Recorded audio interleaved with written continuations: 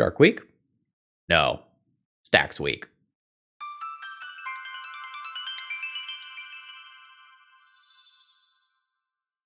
Hello folks, Phil Gallagher, aka ThrabenU here for another Legacy video. I took a little time off of recording Legacy to do a deep dive into a Pathfinder book that released, but now I'm back with a vengeance.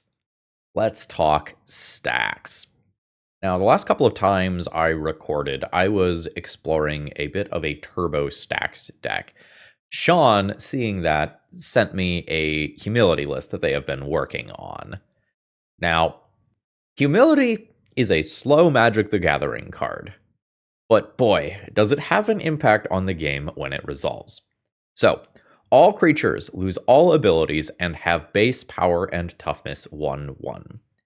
And Humility Stax decks usually combine this with Moat, so that creatures without flying can't attack.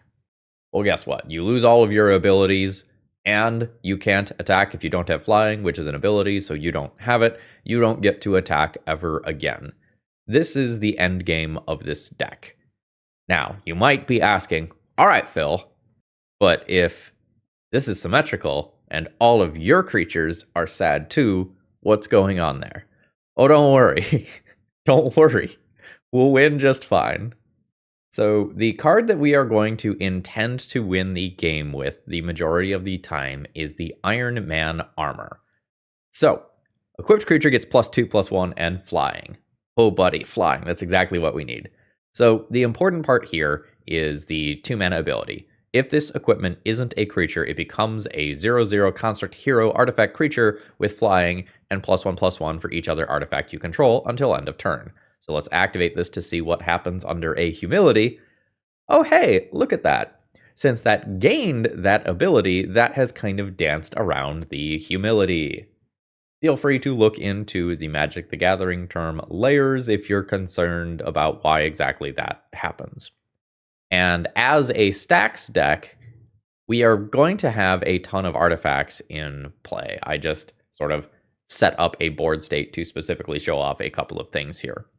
The other thing that is kind of interesting and niche that this deck can do is a trick with Crucible of Worlds and Flagstones. So if you happen to have 2 copies of Flagstones, you can use them to fetch out all of the basic planes in your deck over the next couple of turns. You just do the old tap 1, play the other, keep the untapped one. This goes to the graveyard where you can then replay it, and then each turn you can thin a basic planes out of your deck.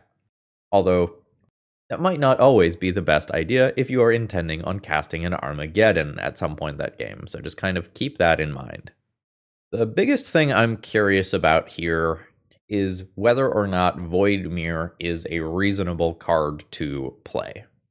My general opinion of this card is that this is not a reasonable thing to do in Legacy because it is so easy for decks to just tap colored mana via something like a Planar Nexus, or out of those Fantastic Art decks, just an Underground Sea, to cast their spells.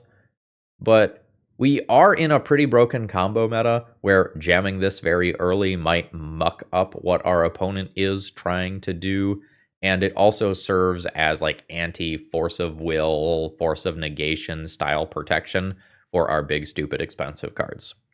So we are hoping to grind our opponents to dust with combos such as Armageddon our opponent, destroy all the lands, and then drop Tabernacle afterwards to kill all of their creatures.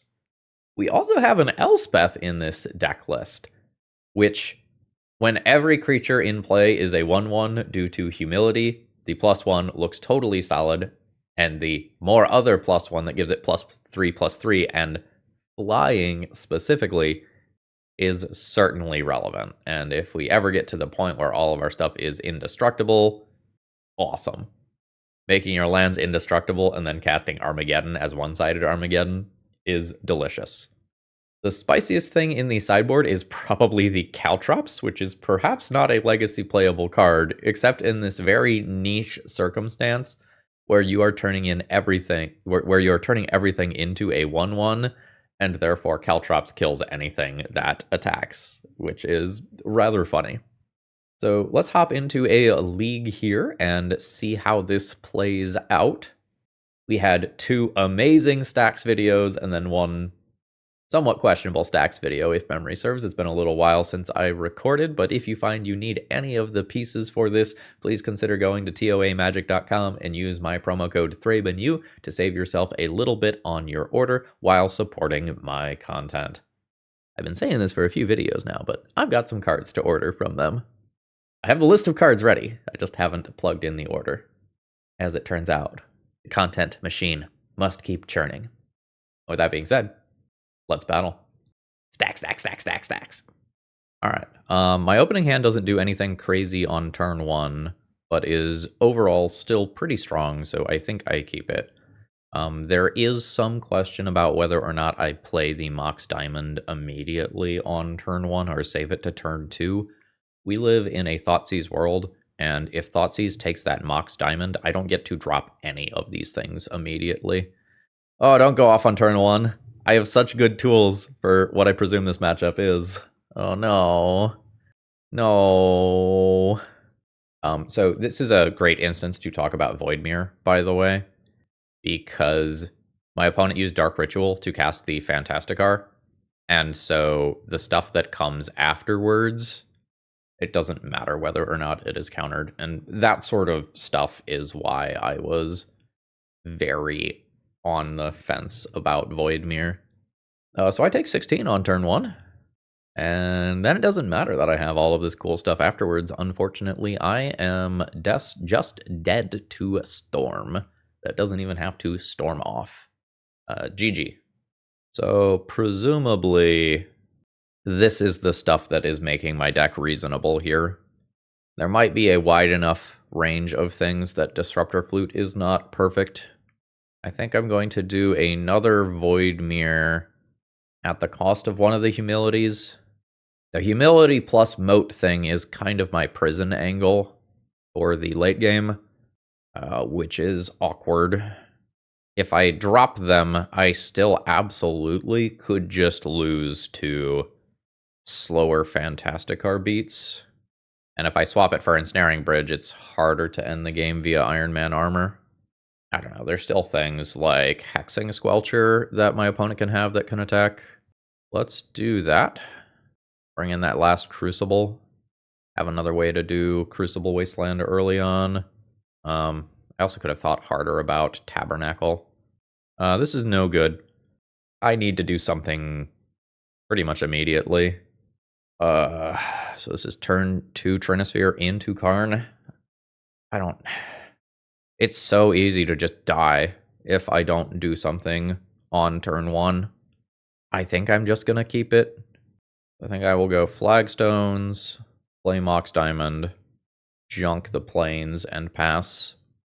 My primary issue here is that if my opponent just discards to buy time, I don't jump to Karn unless I spike one of my, like, 7 soul lands. Alright, LED resolves. Lotus Petal resolves. Looks like I might just get turn 1'd again. Dark Ritual. So opponent's got Beseech. Is it a win, or are we doing Song of Creation stuff? Alright, I'm going to give you relevant updates here, as this is likely a non-deterministic win. My opponent is now casting a Gamble, which means that they have access to a draw 7 if they so desire. Yeah. At the point where my opponent has a fresh 7 whenever they want, I might just save 5 minutes of my life and concede here. I don't think they are going to fizzle with that many cards in hand, plus an Echo there. We got back-to-back turn 1, where we had a turn 2 hate card every time. I could have gone down to like 4 cards in an attempt to play something on turn 1, and perhaps I should have. GG's. Fantasticar Storm, by the way, doing very, very good numbers. It's on the slate to be talked about in the podcast tonight when I record. Today's video is sponsored by Moxfield.com, and I love them. I have over 1,000 deck lists here. And I think the thing that I like the most about them is they're more than just a basic deck builder. If you need information about your next pre-release or where you can get cards, they have that sort of stuff here too. Whether you need to manage your collection or just a couple of decks, Moxfield does it all. So go check them out. Okay. This hand has a turn 2 Karn, and 2 uncastable cards, and a card that I don't want anywhere near the early game. Despite the fact that we can play a turn 2 card, there is a decent chance that I should just mulligan this hand. Because if Karn doesn't work, the hand just flat out fails. Because I will be down a ton of life. I will not have any white mana. And Karn basically needs to win the game. I will have white cards that get stuck in my hand for Ensnaring Bridge. I think I just mulligan this one. This is fine. I don't have white for Moat, so that is probably the card that goes back here. And I think I am in the same situation as last game, where I am hoping that I do not need to just play like blind Chalice on 0/1. I don't think I can give up City of Traders in the dark to just go and play Chalice on 1 on turn 1. Ignoble Hierarch. Sure. Armageddon is interesting. City of Traders is awkward. I think I'm just doing this. Trinisphere maybe limits my opponent to like 1 spell in the next turn cycle. It's unclear to me how much Chalice is going to do. There is Wasteland. I get my Wastelanded, which is super awkward here. MVP Voidmere has showed up. Excellent. I guess I'm working towards Karn and Ensnaring Bridge, but like we have lost the matchup lottery in terms of how our deck has lined up. Like the fair creature deck here. No, 3-ball. Alright, they have Cradle anyway. Mole Man? You can play land cards from your graveyard. Fuck. Okay, we're dead. That card solos us. Just recursive Wasteland every turn. Means that I am never going to get to 4 mana to set up something like Karn and Ensnaring Bridge, and I missed my window this turn to get Karn into play. Yep, I am comfortable conceding there. GG. So at a minimum, I need to get these Void Mirrors out of my deck, which probably means replacing them with Disruptor Flutes. The whole like Chalice Trinisphere angle is not particularly good here. The Moat Humility stuff in theory is... I don't know that I'm going to get to sideboard out all that many cards.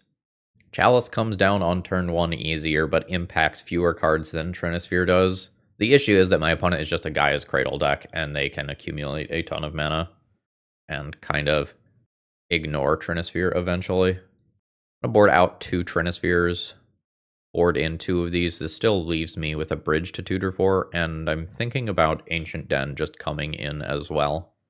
Trinisphere just feels so slow, but like it can do some things versus Badgermole Cub lines. Maybe it's Chalice that should be getting subbed out instead. And I do need this in the board. And I do something that looks like that. Does my mana work? I have to go City of Traders on turn 1.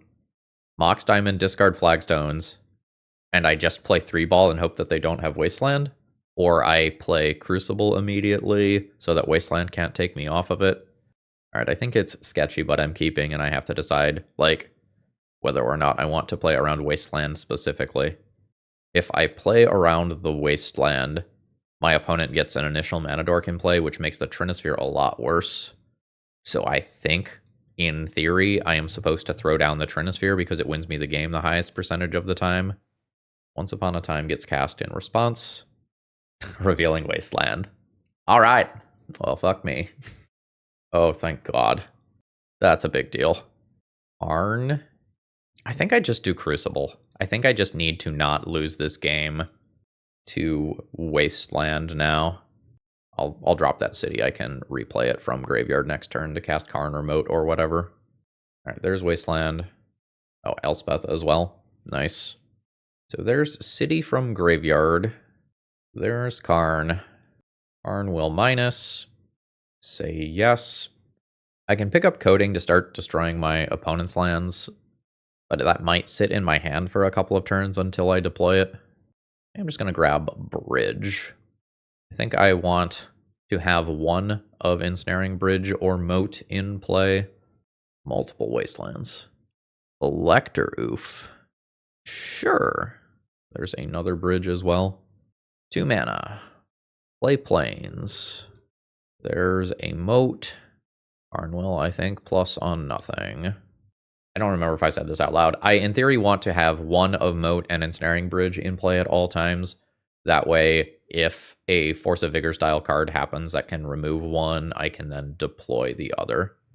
Ignoble Hierarch comes down, which my opponent phases out. Sure, and that's fine. Ancient Den, not what I am looking for right now specifically.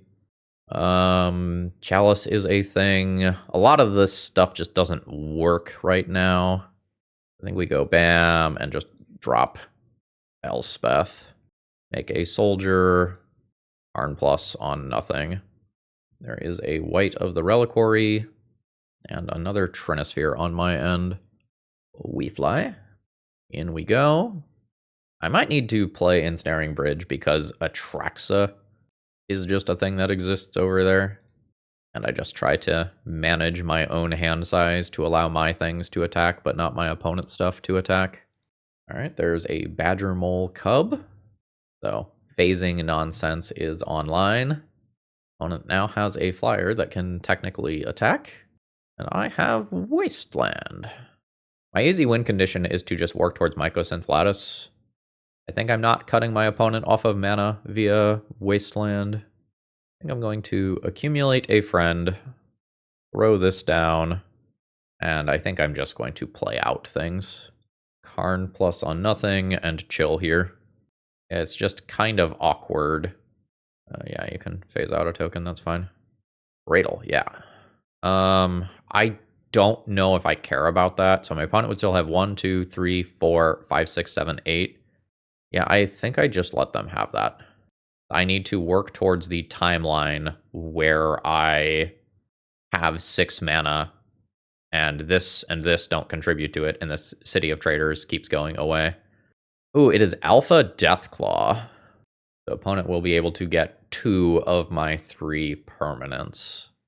They're going for an Ensnaring Bridge first.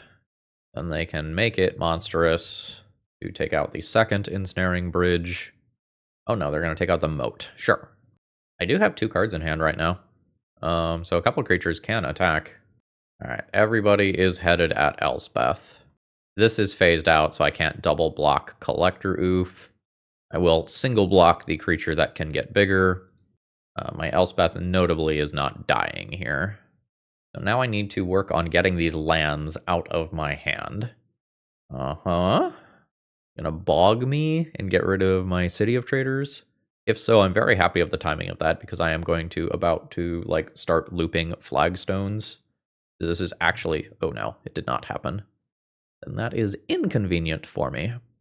I wanted to get rid of that bog now. All right, Elspeth makes a friend. I could try a multi-turn line where I get Tormod's Crypt, pay 3 mana for it, and Tormod's Crypt myself to get another Ensnaring Bridge into exile. That's a thing. Keep this flagstones. Search for a plains. I don't know that I go for that multi-turn line when I also need to be clearing out my hand. No, I think I will just Karn plus on a random Trinisphere. I've activated both of my planeswalkers. I'm okay if Dryad Arbor attacks for 1. Once upon a time, finding Atraxa. My opponent should be able to hardcast. So that will allow them to refuel. That doesn't look too bad for me. Windswept Heath, Snuff Out, Natural Order, and the Ouroborid, which is perhaps not great in the face of Ensnaring Bridge specifically, but it has arrived. So whenever this Ensnaring Bridge ultimately leaves play, I am in bad shape. But this is the turn where I finally get to 6 mana or Mycosynth. But there is a Collector Oof in play. So that would play out rather awkwardly as of right now. Wouldn't it? Because I can shut down all of my opponent's mana, but then I'm racing my Ensnaring Bridge. I guess I'm like long-term going for Tabernacle stuff as my way to get that out of play.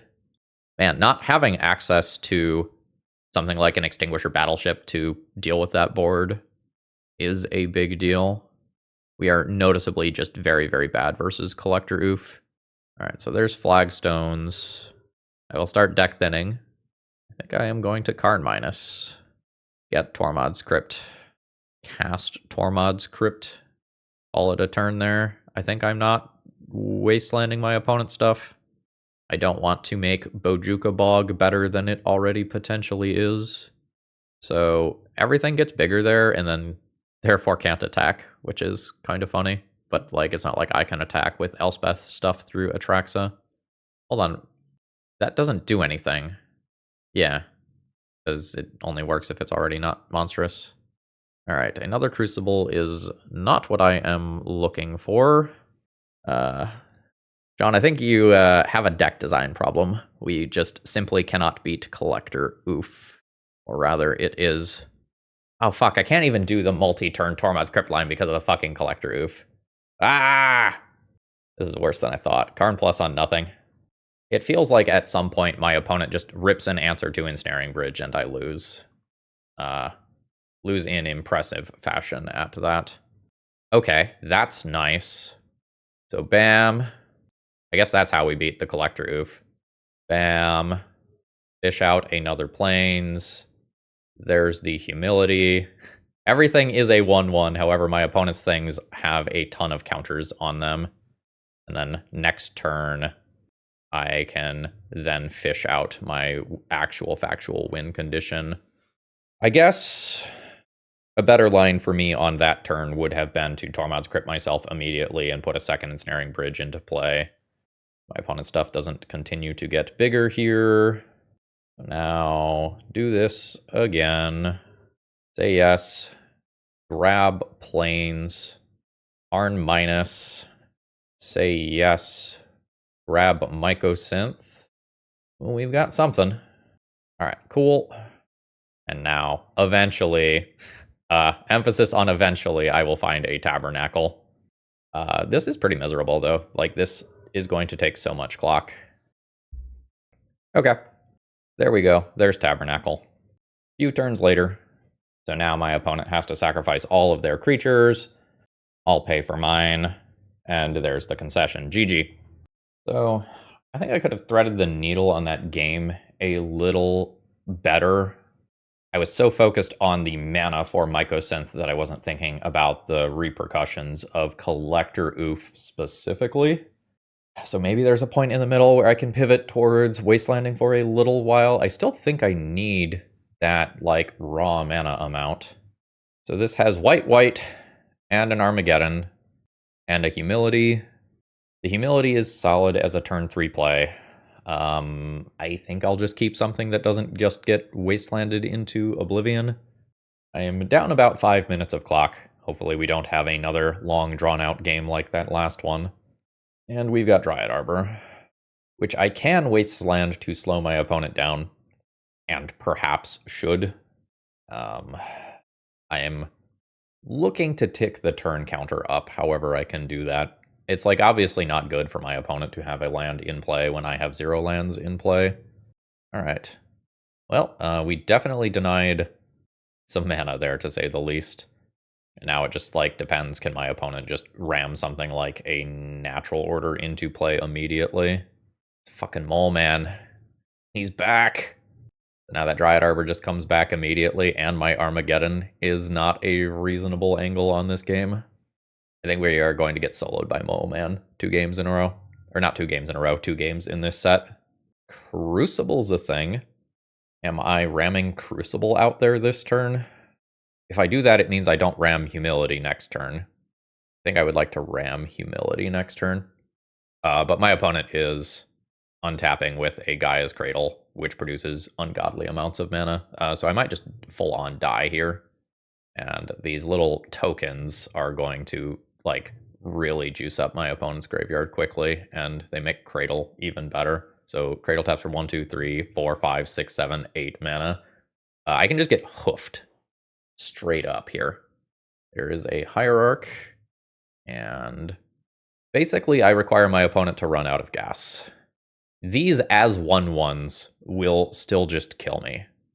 I think this is still my starting point, because it shuts off a lot of shenanigans, but I will just die to this many 1/1s.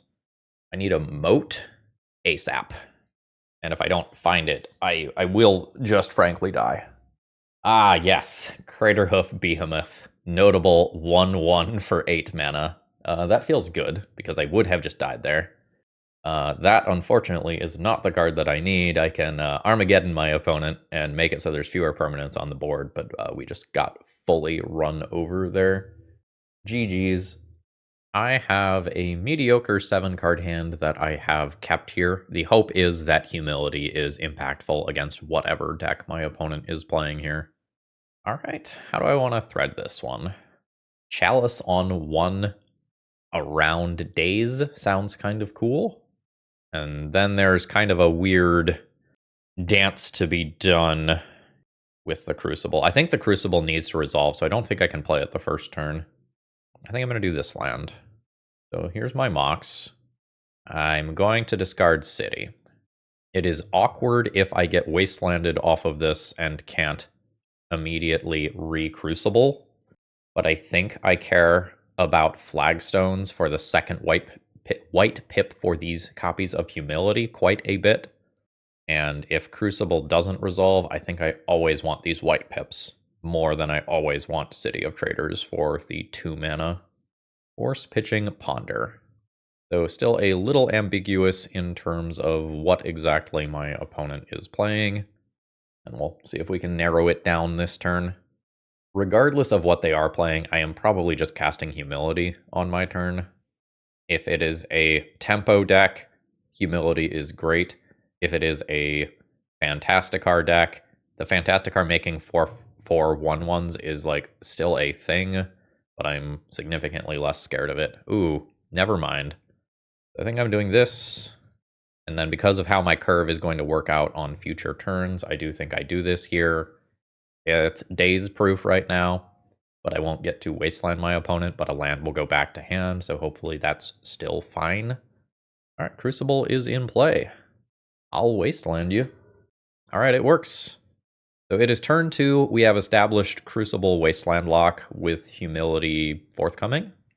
Opponent does have a basic island. If this is something like Doomsday, Humility also kind of wrecks them, huh? Alright, Mox Diamond is cool here.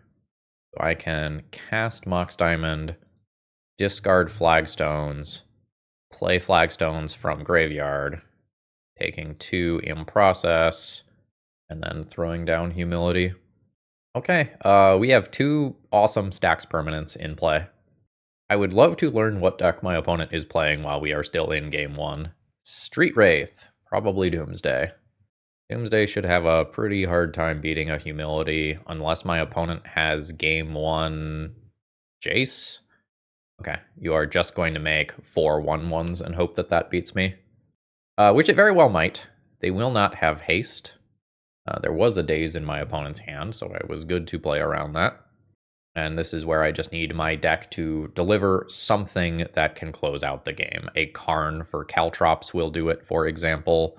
Trinisphere is a turn late here. Go Wasteland from Graveyard. I think I still need to cast spells from hand. Ensnaring Bridge and being Hellbent is a thing that I need to, in theory, work towards. I will take 4 on this turn. I don't have a lot of time. Alright, Moat will do it. And my opponent can't counter this. So there we go. There is Humility Moat. Beautiful. And now we can presumably take 10 turns to win from here. We will just continue to dump things from hand. I play a land. I didn't play a land. So in that case, I could wasteland myself. Do I want to start that chain? Not yet. So here is another Trinisphere. Here's another Crucible. Armageddon is very funny. I mean, sure. I will destroy all lands. I will trade 4 of my lands for 1 of yours. Flagstones happens. I will say yes. I will search out a basic. I will then redeploy a Flagstones from Graveyard. And all of my stuff will still be castable here. Tabernacle, yeah. Goodbye, cars. There's a polluted delta. We are just taking our sweet time here. Now, presumably there is a basic swamp in my opponent's deck. Yep. But there's presumably not any more basics after this, so double wasteland will keep my opponent from accumulating mana. Yeah, you can fetch, you can surveil. Thoughtseize goes to graveyard. There's wasteland again. We play the world's slowest game of Magic. It is turn 12. I have no ability to impact my opponent's life total whatsoever. Alright. Float mana. Flagstones. Keep flagstones. Like 5 more planes remaining in my deck after this. Opponent has Cavern on Wizard for about 10 seconds. Before I get rid of that, then I will pay 3 for Mox Diamond, discard an Ancient Tomb. Over-under on turn count of this game. It does not look like my opponent is going to concede. Feel like we'll round it out around turn 20. There's another Wasteland. Guess I'll play the one from Graveyard. It's funny that I have more clock than my opponent here, by the way. Okay, there's a win condition. So there's Karn. Karn minus. Say yes. I will pick up Liquid Metal Coating first. Play Liquid Metal Coating. Drop a land. Pass the turn. In upkeep, I will shut off that swamp. Lotus Petal is no good. Dark Ritual is no good. And then I will have a Lattice win on my turn proper. So, card minus. Say yes. Mycosynth Lattice. And because of Trinisphere, I know that this is uncounterable. So this just occurs. And we're good now. I can beat my opponent to death with a Trinisphere or whatever. I don't even need to Liquid Metal Coating their land anymore, although I can. Oh, I guess I have my own Moat, huh? Alright, I guess I need to keep playing. Plus on that Lotus Petal. And then I'll Iron Man Armor in a minute. Play City from Graveyard. So land drop. Karn plus on a land. An opponent will just be discarding here. Play land. Karn minus. Say yes. There's the Iron Man armor. 1, 2, 3. And then I will win with that. Presumably next turn, effectively. Land drop comes down. Karn plus on a land. Activate the Iron Man armor. That's a 23-23. Oh man, that Mycosynth Lattice interaction is hilarious. Because everything is just an artifact. I am Iron Man. Oh no, I forgot to look at the turn counter. I think we came in under turn 20, though. I think that was like 17. Alright, Disruptor Flutes seem good here. Void Mirror is weird. It helps other permanents resolve, but it itself is not exactly crazy. It's very weird to need Humility and Moat versus spell-based combo. But like Barrogoyfs are things, and Fantastic R1-1s are things, as we saw. I don't know about Void Mirror. I'm thinking about subbing Void Mirrors for Disruptor Flutes. I also might just get rid of Armageddon. Might do this and play both. Ramming Void Mirror can be a little weird sometimes if I only have colorless lands and no white mana. This is Chalice on turn 2, Karn on turn 3, potentially Wasteland somewhere in the middle. I'm going to say that that's okay. That's all that I think this hand is, but it's pretty stable looking. There's timelines where I just like Chalice on 2 rather than Chalice on 1 if things get a little wonky to shut off Oracle being a kill. Flooded Strand comes down. Alright, what do I do with my turn? I think play faster is the answer. So I think I'm going to play a Void Mirror, and if my opponent needs to counter it, great. They consider in response. So there's a Void Mirror in play. So this is mostly protection for my stuff that follows. I do not expect that this stops them from executing either of their combos, although it can like slow down some LED or Lotus Petal based Doomsday lines. Opponent brainstorms. Delta will represent basic swamp as well, so I don't get to wasteland them into oblivion immediately. Crucible now? Or Chalice now? Basic Plains. I think I'm gonna Crucible. I don't know, Chalice on 1 to keep my opponent for digging for things like Barrogoyf is kind of real, but if I don't play Crucible now, it's hard to thread the needle on it over the next couple of turns, and I did very specifically make sure that I had white mana, and would have needed to use white mana to resolve Chalice. There is a flow state. Street Wraith cycles, Scalding Tarn comes down. Ooh. Opponent is going to go ahead and try to set up a Doomsday pile, and it'll be my job to figure out how to beat that. Chalice on 2 is a thing, unless my opponent goes for a Planeswalker-based kill. Alright, I can see that they are putting Street Wraith in their pile. Opponent goes to 7. I think Cavern of Souls is in their pile, so I don't think Chalice is going to be a reasonable way to take them off of their stuff. I could play Iron Man armor this turn, and intend on attacking them next turn, because I know Street Wraith is a thing they were interested in, but I'm like not swinging for lethal with this, especially if I have to funnel 2 mana into this as a win condition. I think I am just wastelanding and hoping that it buys me time. I think my win condition is draw Trinisphere, and this is so gross. All right, there is flow state. So my opponent just holds Cavern and doesn't play it out. The Trinisphere doesn't actually do what I need it to do. I guess Flow State only gets them 1 of their cards. Oh, there's now a long pause. Did they think Flow State was going to get them 2 of their cards? Because if so, that might give me the time that I need. I don't have access to a tutorable Disruptor Flute right now. They have played out an Underground Sea, which I will happily wasteland. But I think they have Cavern in hand, so I'm not sure that that matters. Opponent has taken Karn. More Chalice. It feels like I'm dead to Cavern Oracle.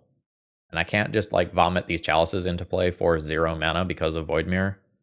So I could City of Traders, play Iron Man armor, have to invest 2 mana into it, which would be the city the next turn, and then I can attack for 4, which is not lethal. So I think I am committing to this awkward path that I also think loses. The thing is that Oracle with 2 cards in library is still a winning line. All right, there's Edge of Autumn, there's Street Wraith, yeah, and there's the Oracle. All right, GG. If I don't have my own Voidmere in play, like maybe I can go for an Iron Man armor attack for lethal line, where I just play out 2 Chalices. All around just very awkward.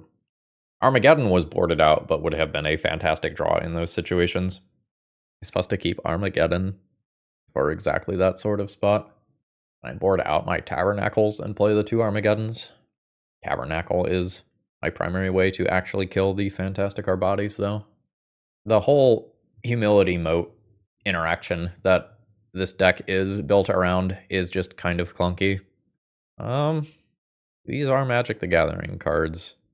I can play Disruptor Flute on Doomsday on turn 2. Play a Humility on turn 3.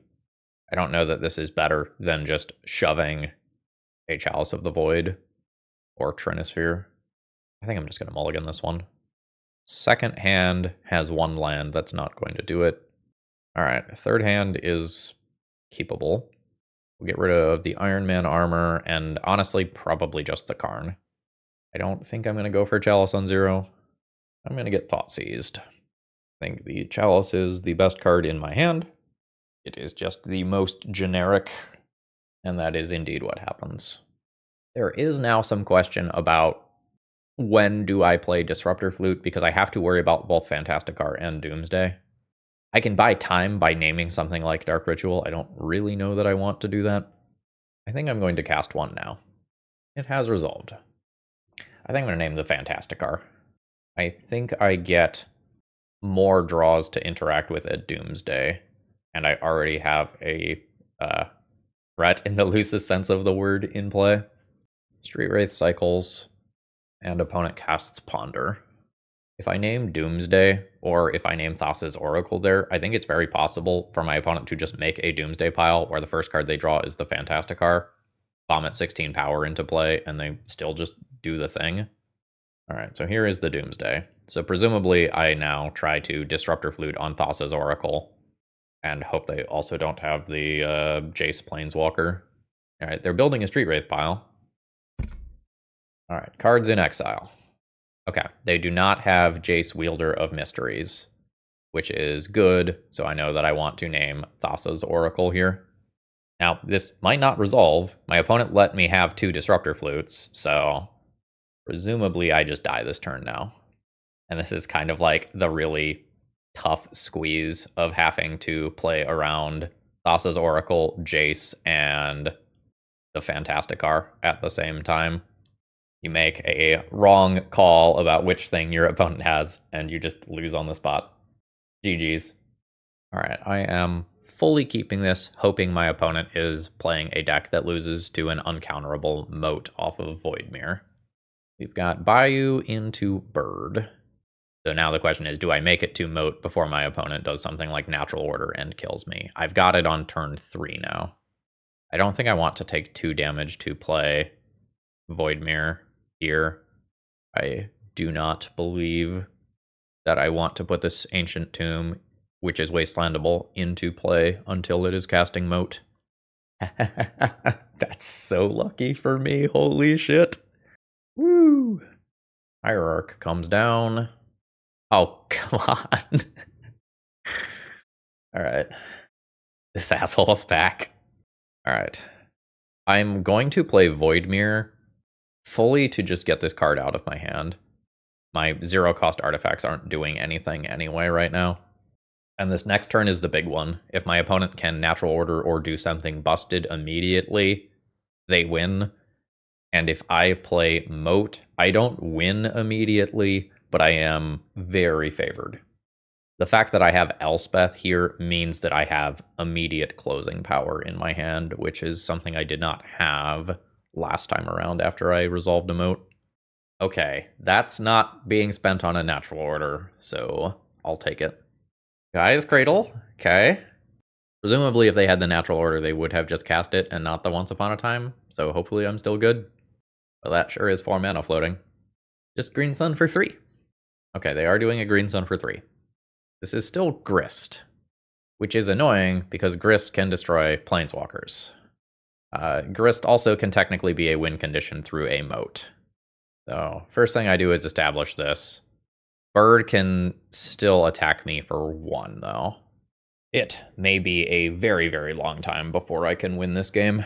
I was really hoping that Green Sun for 3 would represent a creature, and it absolutely did not. Quarian Ranger comes down. Grist creature comes down. Atraxa in graveyard. So the biggest, scariest flying creature is now not an option. So that's nice. So then I guess, what am I doing about this Grist long term? I can just play a Planeswalker into it. I don't think that's correct. Here's a Crucible. I think I need to be doing something like Disruptor Flute the Grist when I draw a Karn, and then I can play this Elspeth. The Grist is slow to kill. This is kind of annoying. Can make it much harder to remove Collector Oof. 13. Can also fuel the graveyard for Grist.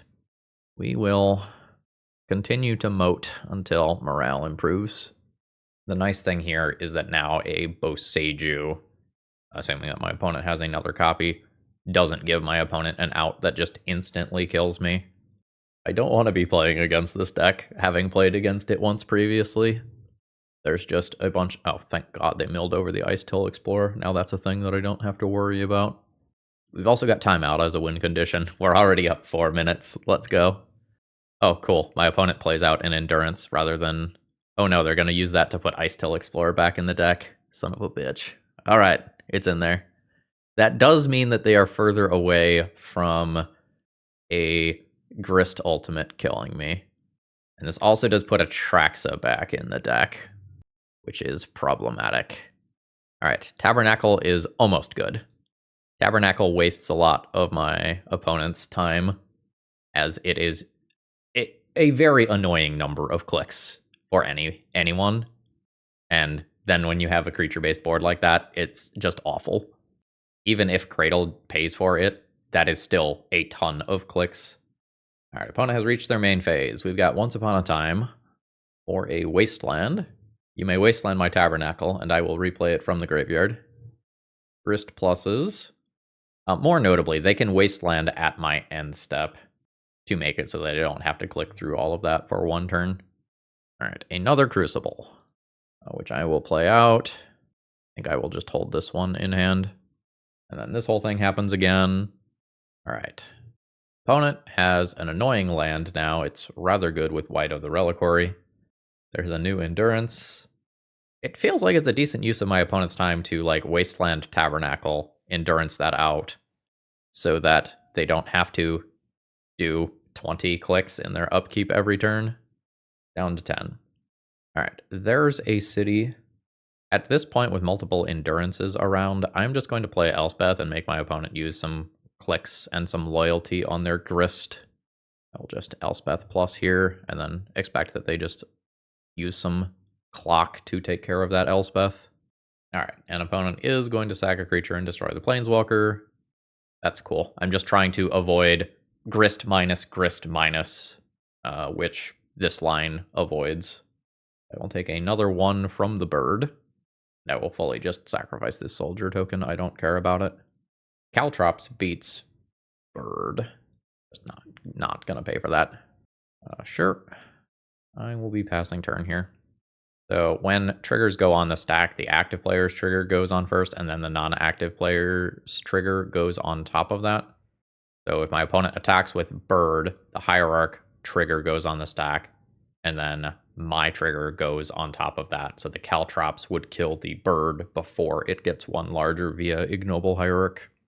Also, just Karn Ensnaring Bridge is decent at this point, minus the Grist, which I don't have too much time for. My opponent has cleared out their graveyard a couple of times, and I am thankful for that. Right, they're just going to bog my city, sure. And they can set up repeated Bojuka Bog via White of the Reliquary. So things can get very annoying if they find Ice Till Explorer in particular.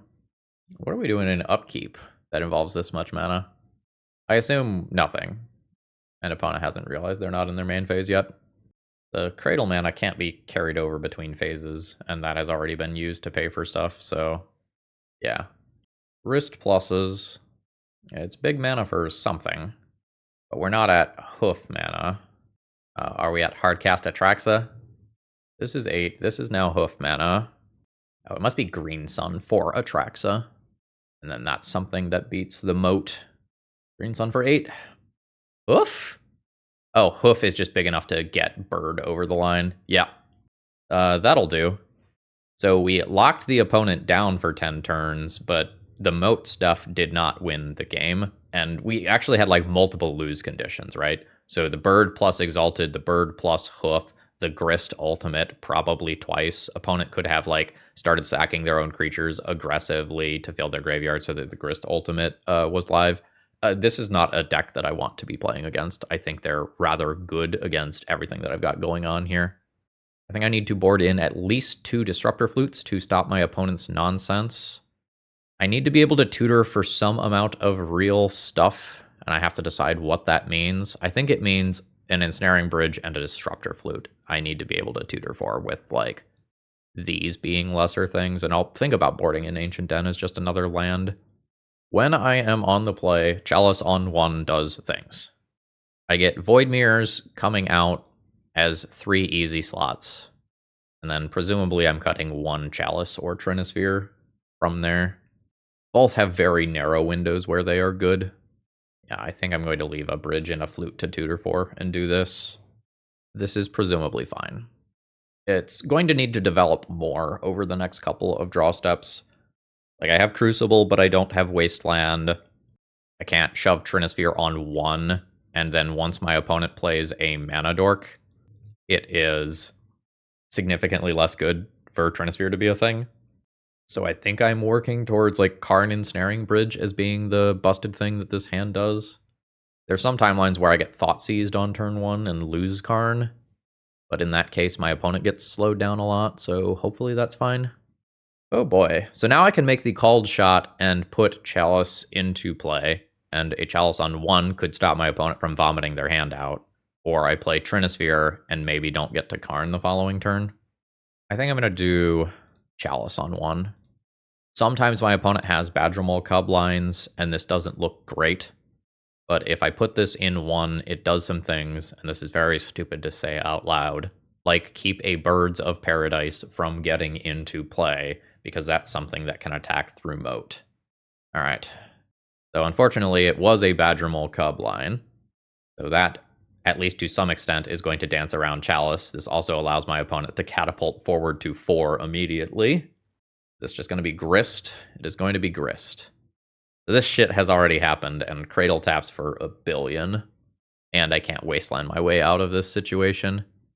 Humility is not bad. Unfortunately, I think I just need to secure my next land drop towards it, which means taking a turn off from doing other things. Oh, also, did I have a Karakas last game? If I had Karakas last game, then I didn't need to be talking about Atraxa as outs. Grist pluses. I could full on just die right now. Oh, that's pretty bad. Oh, fuck. And Wasteland. So Wasteland means that I don't get to deploy Humility to make those creatures worse. Well, minus the Hierarch that probably gets better. And it also means that I don't get to work towards Karn and Snaring Bridge immediately. Whether or not my next land is my next draw is a land is a really big deal. I think there's a good chance I lose if it isn't. It isn't. The land, if you squint at it, really funny. And that allows me to play Karakas. I'll pass the turn here. Presumably, a large amount of damage is done on this next turn. And even if I play Humility and turn these into 1/1s, I might just die to them as 1/1s, even if I shut off their cool abilities. By taking 6, 7, or white can be activated as well. Our opponent is floating some mana and activating the white of the Reliquary and getting Wasteland. That seems smart. You have Endurance 2, Abrupt Decay. Fuck. Alright. So I am at 9. Cards are going to get stuck in my hand for Ensnaring Bridge purposes. I think I'm just going to die to these onboard bodies. Gaia's Cradle gets bigger. If I get Wastelanded, I can't top deck Moat as an out to this situation, as my opponent has destroyed 2 of my Crucibles to keep me from replaying lands from graveyard. So my out is my opponent spends their mana on something on their turn, and then I draw a Moat. Everybody crashes in. I'm at 2. Another Cradle.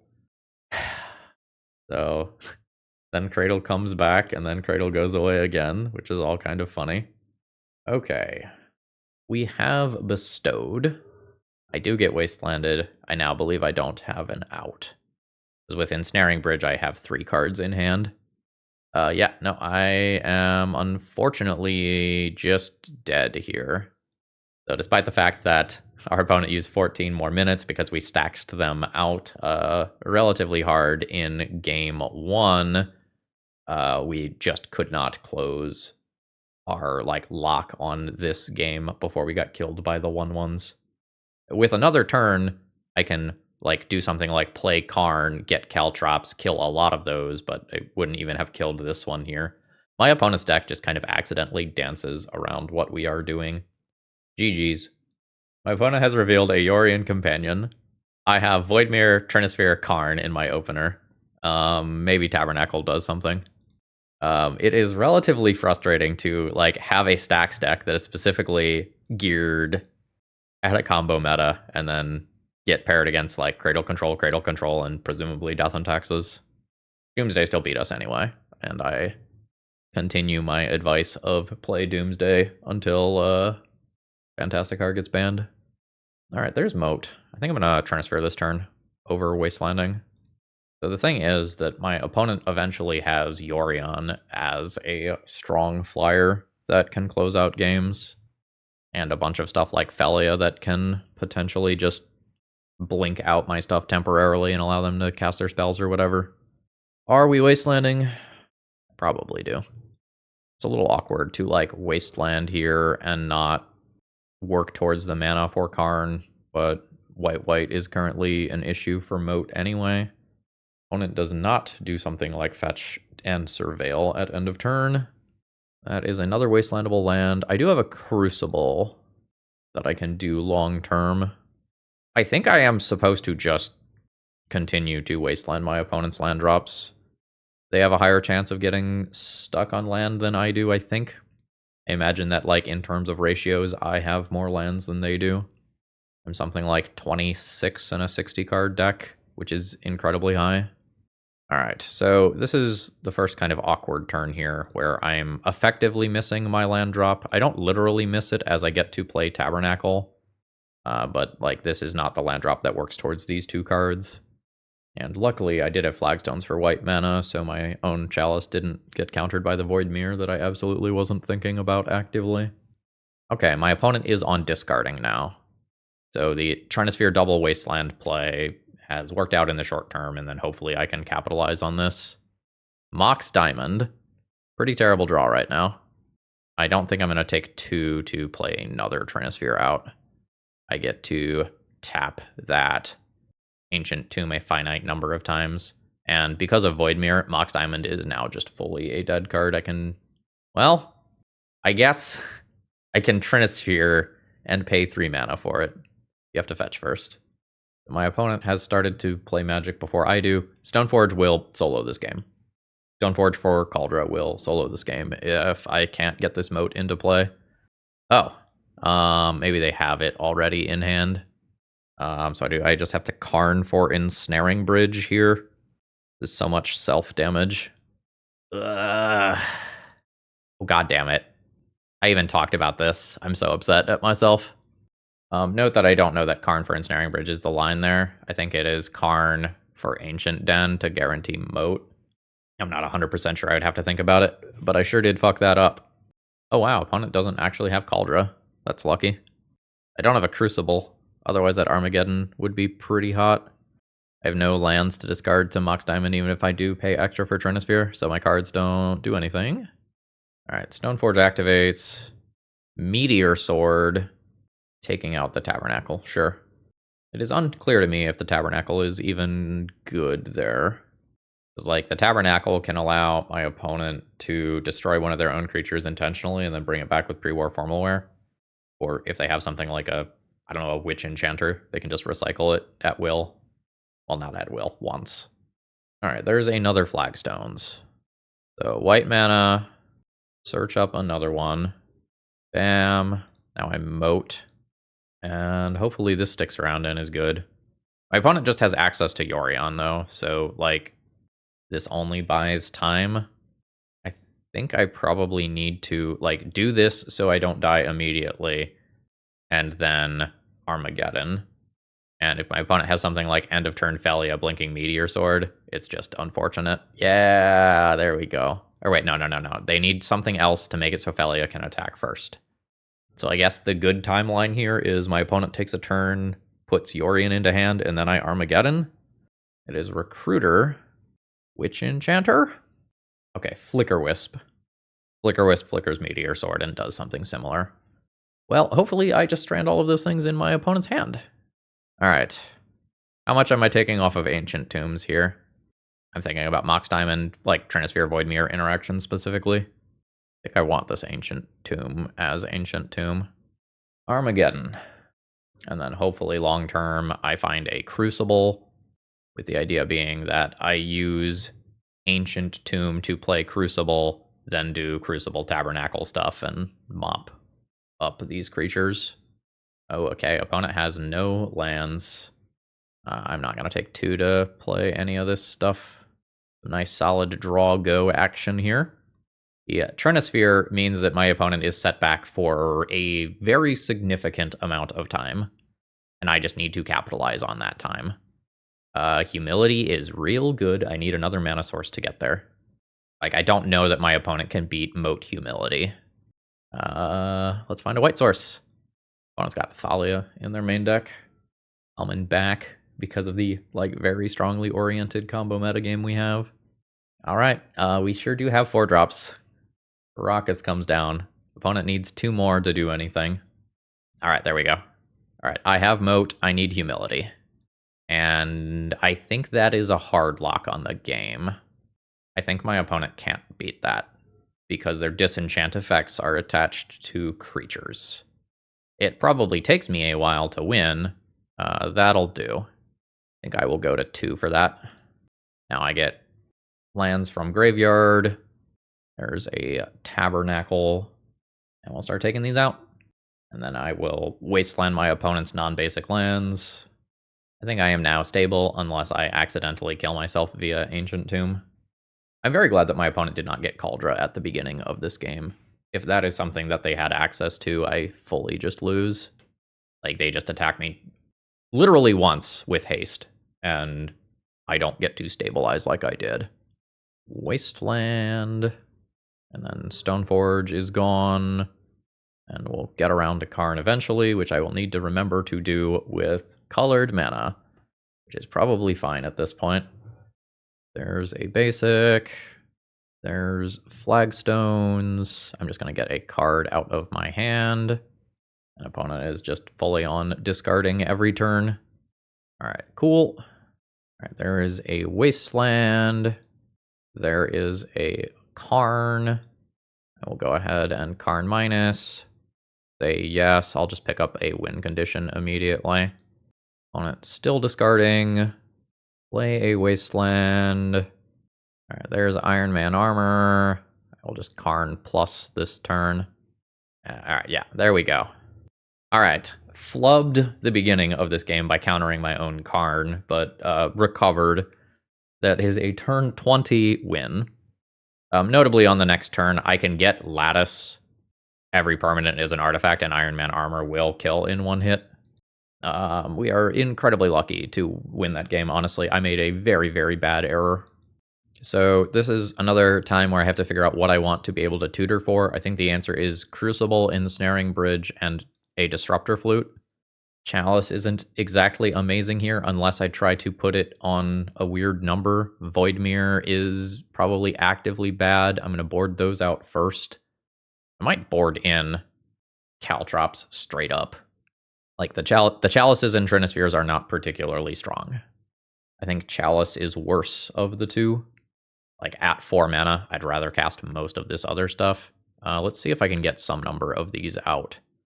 So if I assume that I want this to tutor for, I can bring these in, bring in Ancient Den as another land. That would still be 4 more. That could be 2 Disruptor Flutes. Maybe I just need to board in another flute and not have access to that off of Karn.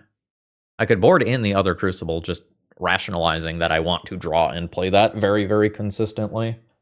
And then Karn is mostly bridge. All right, I'm not in love with it. My Karns, like, very noticeably get worse, but hopefully it's at least reasonable. All right, I have a Humility in hand. Is that enough to just keep the hand?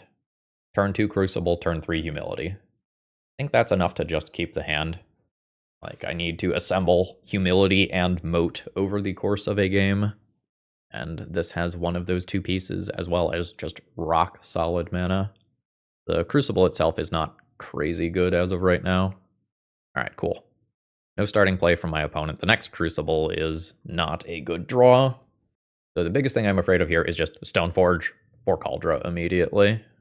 Because, like, my opponent just knows that, well, hopefully knows that just putting pressure on me is important. And then the other thing that could be annoying is Thoughtseize taking this Humility. Yep, that's rough.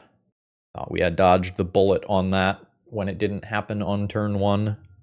That's a Karn. I think I just do this and intend on playing the Karn next turn.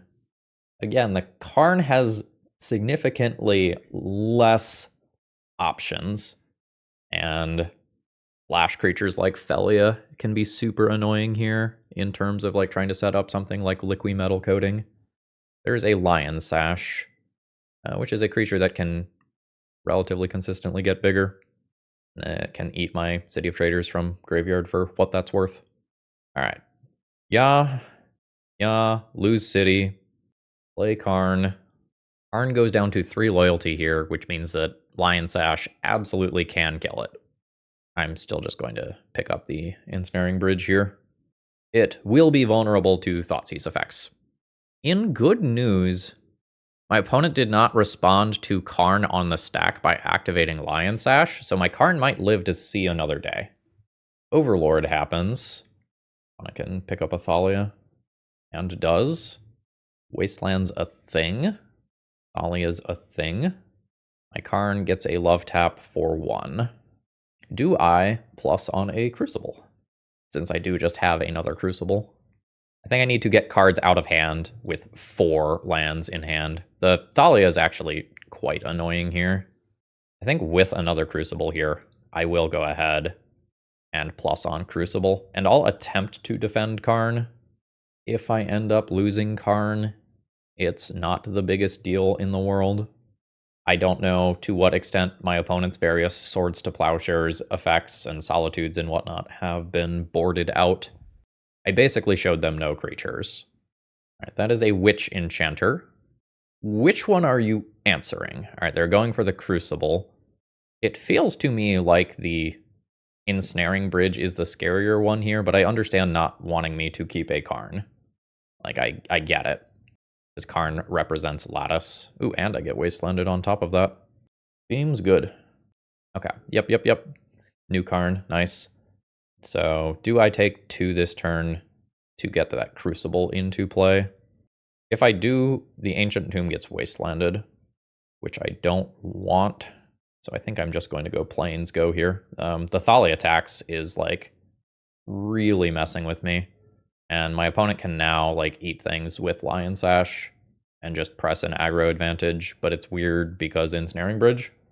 So they might not want to pump into it yet so that they can attack with Lion Sash and then activate multiple times under Ensnaring Bridge, like after they have attacked, to effectively have more power. All right, Lion Sash is going to go ahead and eat a little bit. I am taking 7 here, which brings me to 11. And there's more. Meteor Sword is just a thing now? Yeah, that's a Meteor Sword. Well, good thing I have a second Ensnaring Bridge, because I need it. Meteor Sword gets 1. I unfortunately can still be attacked by all of these creatures this turn. And then hopefully I am approaching the point where I can have at least some amount of time to continue setting up behind an Ensnaring Bridge. All right, Stoneforge not coming in. It's possible it's just correct to, like, Meteor Sword a basic Plains here and try to keep me from emptying my hand. That puts me to 4. I get 2 Ancient Tomb taps for the I get 1 Ancient Tomb tap for the remainder of the game. New Stoneforge, or pre-war Formalware as insurance, which seems reasonable. All right, are you eating one of my Plains? That is the angle my opponent is taking here. I have drawn another land, which is unfortunate. An Ancient Tomb is the worst land that I could have drawn there. So I can play Karn, go down to 2 cards in hand, and be dead to the creatures that are on board. I don't know. Karn plus on an Ensnaring Bridge. But that still doesn't change it, right? Like, 4 creatures can attack in. All of them just need to go at my face, and I will take 4 direct damage. I needed to draw, like, a 0-cost card there that I could just... Oh. Well, that's rough as well. I am fully just dead there. We get another chance to try and win a game. GG. Defining moment was probably the turn 2 Thoughtseize taking this Humility. Run it back. Okay. And is pretty reasonable. I have to decide what I am doing with my resources. Like, Disruptor Flute for Stoneforge Mystic immediately is a thing. Disruptor Flute on Wasteland immediately is another angle I could take. Like, rationalizing that I am trying to get a moat into play. I need another white mana at some point. I think I just don't want Stoneforge for Meteor Sword to be a thing. And the Crucible Wasteland angle of my deck might be important enough, like towards Tabernacle lines, that I can't shut off that for me. Alright, I just need another white pip here. The prisony stuff is coming out, and we'll just see whether or not I hit the white pip for Moat and Humility. If I do, it's very, very trivial to win this game. Opponent fetches and has Thalia. I think no. I think this is a no. I am now trying to get to 5 mana to put Moat and Humility into play. I don't think I get to Armageddon right now. I might later to destroy my opponent's basic lands once like Moat and Humility are both online. What has a weird cost here? My opponent's own Disruptor Flute. Karn is probably a good generic name. Alright, they're going to go with Humility. That's the scariest card in my deck, so that is reasonable. I now have 2 of them. They cost 7. If I play City, as soon as I draw a white pip, I can just play Humility anyway, so I think I will do that. Raucous comes down.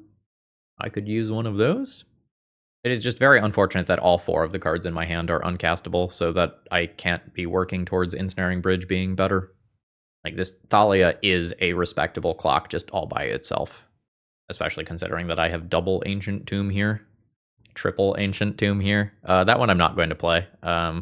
Real tension with my Ensnaring Bridge and my cards in hand. This is frustrating. This is a disaster. So now my opponent can play Felia, blink out Disruptor Flute, and potentially drop a Stoneforge Mystic, tutoring up Meteor Sword, which can be hard cast at some point to break up my lock. So now not only do I need to play Humility and Moat without dying, I also am going to need to play Armageddon without my opponent getting to 7 mana. Oh god. So Recruiter also just is Witch Enchanter. I suspect that this is the last turn I have to top deck a white source. Opponent also just gets to blink Recruiter out here. So I take 4 this turn, I go to 8. And then Recruiter comes back, Felia gets bigger, and picks up another... God damn it, deck! Alright, so I take 3, 4, 5, 6 damage on the next attack, at which point I can't tap an Ancient Tomb anymore. And we just fully lose due to there being no white sources at the top of my deck. Like, this is comical. We are unfortunately dead there, which means that this deck, I think, put up 0 wins in this league, right? Yeah, put up 0 wins in this league, which is not too surprising. GG. Let's go ahead and wrap this one up. Overall thoughts on the deck list. This is probably the wrong way to be building stacks right now. In my exploration of stacks in the last couple of videos, I was trying to go turn 1 plays as consistently as possible. I think I ended up with like 7 Spirit Guides in the deck. And this deck instead has a very, very large number of 4-drops. A bunch of the mana sources in the deck don't contribute towards the white-white of Humility and Moat. So roughly half of the mana sources in the deck don't cast the key lock pieces, which seems rough. I wonder if instead of Voidmere, you just legit play some commander-ass 2-mana Mana Rock. Like, you just need to get to 4 mana, and specifically 4 mana for white-white as consistently as possible. I still just don't know how you expect to keep up with the format. Like, minus the Death and Taxes deck at the end, the blue-black decks just have Dark Ritual to go fast. The Cradle Control decks have Gaia's Cradle to go fast. I don't think you get to play something like Thorn or Sphere of Resistance if you are trying to resolve cards that look like this. I don't know how I would improve this deck. Like, you can try to do something like I was doing where you are attempting to Spirit Guide out Humility and Moat, but the colored mana is still a problem there, right? There's not a white Spirit Guide for us to just be able to do that. And you can't really do something like Lotus Petal if you're trying to play Voidmere, although I guess Voidmere should probably just be coming out of the deck. It feels like, incidentally, too many things just give this deck trouble. So, for example, Collector Oof was a huge problem. Grist was a huge problem. Dying to 1/1s after resolving a Humility was still a thing. And the deck was glacially slow at closing out games. You know, we had multiple 15-plus turn games throughout this league.